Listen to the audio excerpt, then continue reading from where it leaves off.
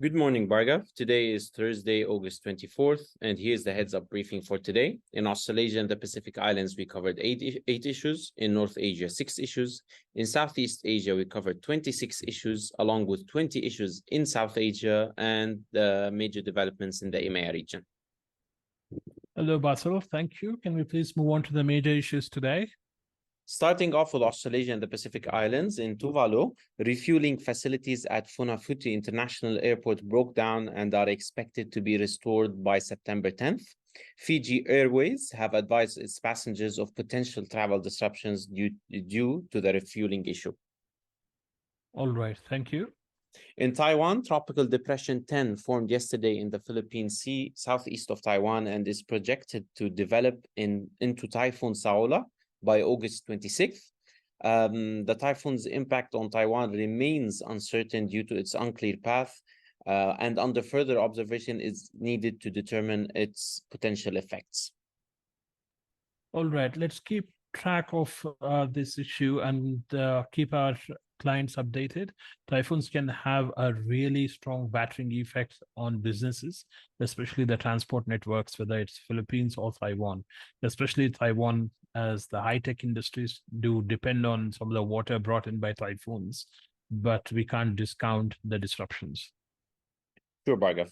Moving over to Southeast Asia, in Indonesia, at least one civilian was shot and several buildings were set on fire by the West Papua National Liberation Army in the Ilaga district, Puncak Regency yesterday. The shooting had taken place at the Ilaga Traditional Market Complex. Security has been heightened in the area following the incidents, but the suspects fled away. All right, this is very much part of the long-running insurgency in the region. This is demonstrative of the resolve, intent, and capability of the insurgent outfits out in the region and the capabilities to respond to such threats by the security forces. The fact that they aren't able to trace the miscreants says it all. Thank you. Moving over to Thailand, the Thai Meteorological Department issued a severe weather warning across the entire country today. Residents in the northeastern, eastern, and southern regions of the country were warned of continuous heavy rainfall, leading to potential flooding over the coming days. All right, thank you. Moving over to South Asia, in Pakistan, unionized traders held a demonstration in the Sadar area of Karachi, Sindh province, yesterday over high energy and essential commodity costs in the province. So they also protested against the inability of law enforcement agencies to control the influence of extortion gangs in the city. Traffic was disrupted in the Sadar area during the demonstrations, and the protesters threatened to continue their movement due to the rising costs in the country.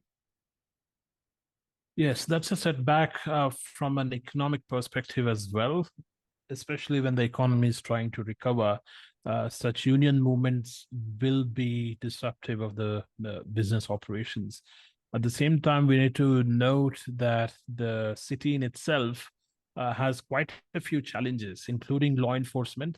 A decade ago, the city was struggling to tackle the Taliban and the gang war problem, and the problem has not gone away, though it has subsided quite a bit. And the police officers have tried to control it over a period of last 2 decades or so, but it seems like the economic troubles have continued to plague the city and affect the law enforcement as well, especially when the political crisis affects all of the aspects of the governance. In Sri Lanka, trade unions connected with 5 supplementary medical service professions have chosen to go on a 24-hour token strike today. The trade union action will be enforced from 8 a.m. local time today until 8 a.m. local time tomorrow. All right, thank you. Moving over to the EMEA region, in Russia, chief of the Wagner Group, Yevgeny Prigozhin, was on board a plane which crashed north of the capital, Moscow, yesterday. He was pronounced dead, along with his right hand, Dmitry Utkin. His death came 2 months after he led an armed mutiny to overthrow the government and the Russian army chiefs over their incompetence during the war in Ukraine. Bhargav, also it is alleged that his plane was shot down by 2 surface-to-air missiles. All right, that's an interesting development, and many would be asking why has it come so late, given the alleged track record of the establishment in Moscow to eliminate their opposition. At the same time, we will have to keep a close eye on what happens after, because the leadership of the Wagner Group has been eliminated.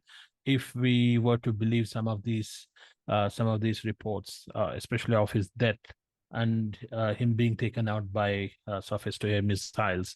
So, Basil, please keep us updated on this. Sure, Bhargav.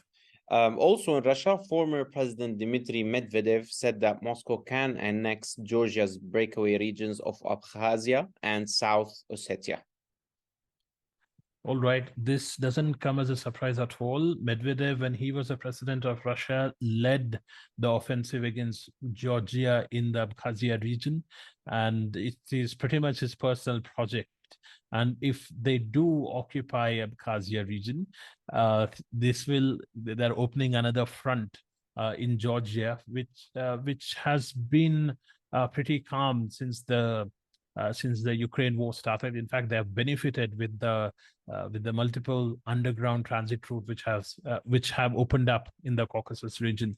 So let's keep a close eye on this as well. Thank you. Sure, Bhargav. That's the heads up for today. Thank you.